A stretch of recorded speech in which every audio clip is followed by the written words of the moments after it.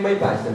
मैंने इतनी बुक्स पढ़ी, इतना वो कराटे के जरूरी नहीं है, पहले बता दूं, बुक्स पढ़ना बहुत ज्यादा वो करना इतना कोई वो नहीं है, बस मेरा पैशन था तो वो मैंने किया। उसके बाद वही चीज जो मैंने आपको बोली, एक कंपैशनेट होना सोसाइटी को लेके, what you can give back to them, वो चीजें मेरे अंदर इम्बाइब हो गई थी। उसने मुझको इतना सस्टेन किया सिविल सर्विसेज में। तो जैसे मैंने बोला ना स्टार्टिंग में, आई गॉट दैट वाई, मुझे क्यों करना है, तो मुझे वो कैसे करना है वो अपने आप चीजें पता चलती गई। तो ये बड़ा इंटरेस्टिंग था। अच्छा, एक और चीज क्या थी, इंस्पिरेशन। कि अब मुझे कॉल आते थे, कॉल आके वो बोलते हैं कि यार सर आपका इंस्पिरेशन कौन था, तो बोले सर आपके लाइफ में कुछ ऐसा इंसिडेंट हुआ, उन्हें मसाला चाहिए, तो वो बोलते हैं सर आपके घर वाले खेती करते हैं। मैंने कहा यार नहीं, मैं मिडिल क्लास फैमिली से हूँ, मैंने कंफर्टेबल लाइफ वो की है। तो बोले अच्छा, बोले कोई आप पुलिस ने आपके साथ कुछ गलत किया हो? मैंने बोला यार मेरे साथ ऐसा भी कुछ नहीं हुआ है। बोले सर तो कुछ तो होगा, हम लोग हेडलाइन क्या बनाए? तो मैंने कहा यार ये मैं तो बहुत फ्रैंकली जो है चीजें वो मैं बता रहा हूँ, अगर आप रिलेट कर सकते हो तो आप बना लो। अब फाइनली उसने क्या किया कि 60% लाने वाला यूपीएससी में 3rd टॉपर। तो यार यही होता है कि मतलब उनको तो स्टोरी चाहिए पेपर में, और हर बार ये होता है सिविल सर्विसेज का रिजल्ट आता है, कोई ना कोई ऐसी स्टोरी आती है, इसने मतलब जेन्युइन भी होती है बहुत सारी, बट वो और मिर्च मसाला लगा के उनको प्रेजेंट करते हैं। तो नॉर्मल स्टूडेंट्स को लगता है कि मतलब उतना हार्ड वर्क चाहिए, उसके लाइफ में इतनी परेशानी होनी चाहिए, मर गया होना चाहिए तभी सिविल सर्विस निकलेगा। यार ऐसा कुछ नहीं है। एवरेज स्टूडेंट, मैं तो अपने आप को एवरेज भी नहीं कंसिडर करता, क्योंकि जैसे मैंने चीजें देखी हैं, और पढ़ाई मैंने लिटरली ग्रेजुएशन के बाद स्टार्ट करी थी। तो I not say I was an average student, below average ही था, बट ग्रेजुएशन के बाद मैंने बहुत इंटरेस्ट उसमें लेना स्टार्ट किया था। एक और चीज क्या हुई, कोचिंग। अब क्या हुआ कि मुझे मॉक्स दे रहे थे, तो मॉक्स में क्या हुआ कि मेरा जो इंटरव्यू था 28 को था, लास्ट डेट को, तो मेरी ट्रेनिंग चल रही थी, तो मैंने मॉक एक रजिस्टर करवाया, अवेलेबल नहीं था कहीं पे भी, सब खत्म हो गए थे। तो एक जगह जहाँ मैंने रजिस्टर करवाया वहाँ पे उन्होंने कहा ठीक है आप आ जाइए। अब मैं छुट्टी लेके वहाँ पे गया, वहाँ पे उनके पास गया तो उन्होंने बोला सर आपका कैंसिल हो गया है और हम मॉक नहीं दे सकते।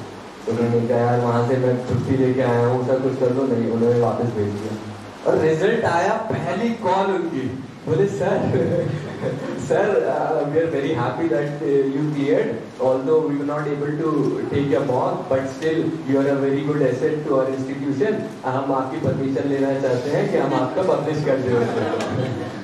मैंने वहां मैं उस वक्त उतने गुस्से में था, मैंने बोला आई लिटरली सू यू अगर आपने मेरा फोटो लगा दिया। तो उन्होंने फिर दोबारा कॉल नहीं किया। बट ये रहता है चीजें जो रिजल्ट के बाद उसमें आती है। यार बोर तो नहीं हो रहा है ना? कभी मतलब आप सोच रहे हो स्ट्रैटेजी, वो भी थोड़ा सा डिस्कस कर लेंगे। ये मुझे लगा थोड़ी चीजें हैं। क्या है ना कि मेरा एक फ्रेंड है शिवम, तो उसका भी अभी 251 रैंक है। तो हमने क्या सोचा यार, यूपीएससी ना बहुत स्ट्रेस्ड इंडस्ट्री है, लोग परेशान हैं पढ़ पढ़ के, और पूरा राजेंद्र नगर आप अगर जाओगे वहाँ तो लिटरली इंसान हालत खराब हो जाएगी देखिए। तो हम लोगों ने सोचा यार हम लोग स्टार्ट करेंगे एक स्टैंडअप, मैं और शिवम, हम लोग पूरा यूपीएससी की एक स्टोरी लिखेंगे और उसको लोगों तक पहुंचाएंगे, तो एटलीस्ट उन्हें कुछ हंसने के वो मिल जाएंगे। तो आई एम ट्राइंग कि कुछ चीजें आपको वो बता सकूं। यार एक लास्ट चीज जो रिजल्ट के बाद, रिकग्निशन।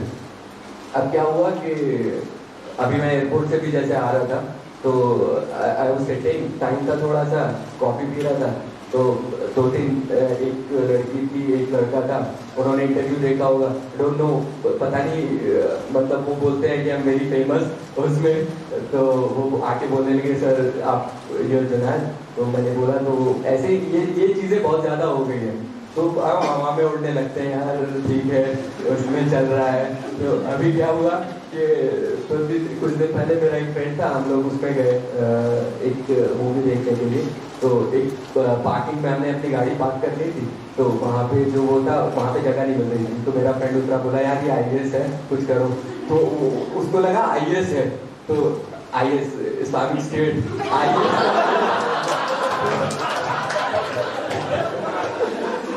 तो वो एकदम से पीछे को हट गया और उसको लगा पता नहीं क्या होगा। उसने बोला नहीं sir IAS Indian administrative service, तो कहने लगा वो क्या होता है सर।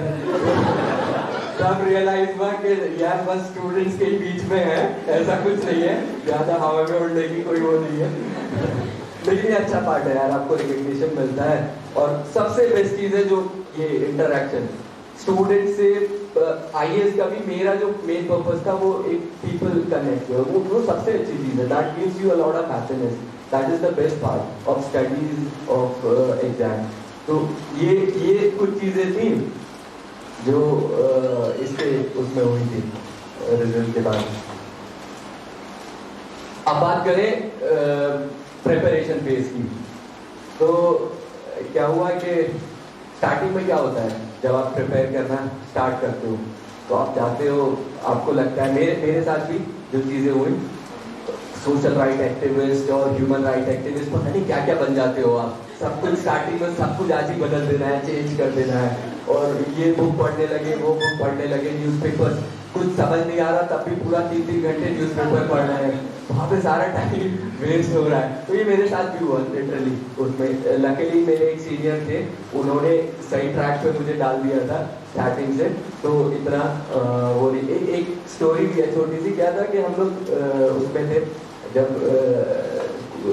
स्टार्टिंग में मैं प्रिपेयर कर रहा था, तो हम लोग की जो मेस थी ना, वहाँ पे एक छोटा बच्चा था, तो वो वहाँ पे एक का बेटा था शायद, तो उसकी एज होगी 11 12।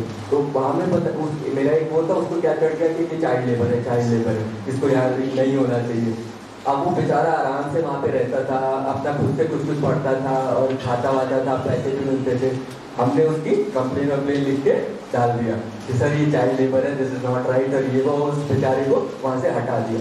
बाद में रियलाइज हुआ कि व्हाट वी डिड, कितना गलत था वो। सोशल रियलिटी जो है हमारी चीज़ों की, वो हमें बहुत मल्टीपल उसमें देखनी पड़ती है चीज़ें। इतना आसान नहीं होता कि आप ब्लैक एंड व्हाइट कर दो किसी भी चीज़ को कि क्या सही है क्या। दूसरी एक स्टार्टिंग में क्या होता था कि जब आए थे आईएएस बनना है, बस एक ही वो, बाकी ना तो सर्विस पता है क्या है सिविल सर्विसेज में, बाकी आईपीएस आईआरएस क्या है वो कुछ नहीं पता, बस आईएएस बनना है फर्स्ट अटेम्प्ट में। तो कोई भी पूछता है क्या करना है, आईएएस बनना है। अब एक वो फेल हुआ तो अपने आप को दिलासा देते थे यार बाकी सर्विस भी अच्छी हैं,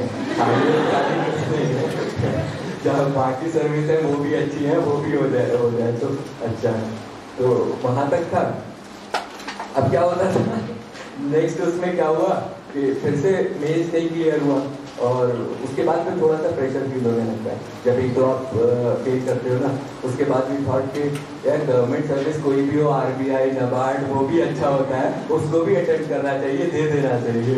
तो ये सब थॉट्स आते हैं जब प्रिपरेशन में होता है। तो मैं इसलिए शेयर कर रहा हूँ, ये सब आप लोगों के साथ भी रहा होगा ये उसमें, लेकिन अल्टीमेटली मैंने अपना ट्रैक पे ही रखा। इनफैक्ट मेरा सीएपीएफ में हुआ था, मेडिकल दिया मैंने, फिजिकल दिया, उसके बाद इंटरव्यू मैंने नहीं दिया था।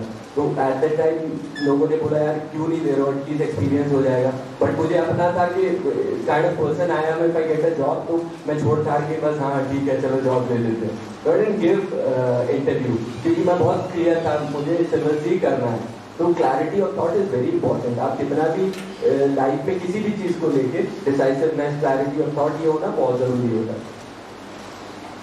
प्रेशर यार स्टार्टिंग में तो इतना प्रेशर लेने लगा था, 14 आवर्स 15 आवर्स इतना भी पढ़ा मैंने स्टार्टिंग में, बिल्कुल स्क्रैच से आई स्टार्टेड। और क्या हुआ कि स्लीप डेफिसिट होने लगा और हेयर फॉल भी होने लगा था। तो उसके बाद मैं कुछ दिन बैठा, मैंने सोचा यार आईएएस होता रहेगा, बाल उड़ गए तो सभी वो हो जाएगा।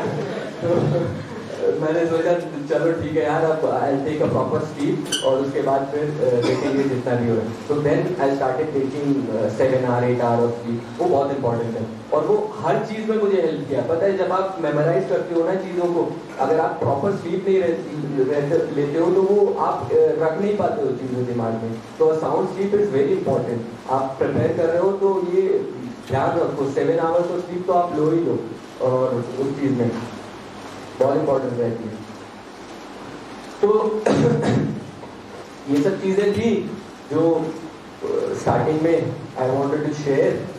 अब व्हाट आई डिड कि मैंने कुछ क्वेश्चंस बनाए जो मुझे लगते हैं कि लोगों को प्रॉब्लम्स होती है। अच्छा, यहाँ पे कितने लोगों ने अटेम्प्ट दिया है यूपीएससी का? कोई मतलब मेजॉरिटी है जिसने नहीं दिया है। और कितने लोग अभी ग्रेजुएशन में हैं? Okay, majority is in graduation, तो सेकेंड थर्ड ईयर में होंगे सब लोग। ओके, तो उनके लिए तो सबसे इम्पोर्टेंट हो जाता है, और आप लोग के लिए भी जो जॉब में भी हैं। ओके, तो I take care of it. जो उसमें है अभी ग्रेजुएशन में है, उनके लिए सबसे इम्पोर्टेंट हो जाता है ये सारी चीज़ें, क्योंकि I start from the very basics के यूपीएससी का कैसे क्या है, और आपके लिए भी जो चीज़ें होंगी वो आप उसमें से देख सकते हो। अब सबसे पहले क्वेश्चन जो यूपीएससी को लेके उठता है, when to start, that is the very basic question कि कब आपको तैयारी करनी चाहिए। एक मेरे पास कॉल आया 7th क्लास का स्टूडेंट, मुझसे कह रहा है सर मुझे बुक्स बता दीजिए जो मुझे पढ़नी है। मैंने कहा यार अपने स्कूल की बुक्स पढ़ो, ये यूपीएससी जब तक तुम आओगे यूपीएससी की साइकिल में तब तक पता नहीं यूपीएससी का सिलेबस क्या होगा, पैटर्न क्या होगा, वो होगा। तो सबसे इम्पोर्टेंट चीज़ है यार, आप जब स्कूल में होते हो या ग्रेजुएशन में होते हो तो वो जो पर्टिकुलर स्टडीज हैं आपकी, उनकी वो बहुत इंपॉर्टेंट होती है। क्योंकि what I have realised is कि नॉलेज इज अ प्रोसेस। आप स्टार्टिंग से लेते हो या जब भी स्टार्ट करते हो वो डेवलप होता है। तो ऐसा कुछ नहीं है कि आप इंजीनियरिंग पढ़ रहे हो या मेडिकल पढ़ रहे हो या कुछ पढ़ रहे हो तो that is not relevant to UPSC. May be content is not relevant, but the knowledge which you are acquiring ना, the process which is there, that is very important. तो आप यूपीएससी दिमाग में रखना चाहिए, पर ये मत सोचना कि उधर कर लेते हैं ज्यादा या यूपीएससी अभी से स्टार्ट कर लेते हैं। फोकस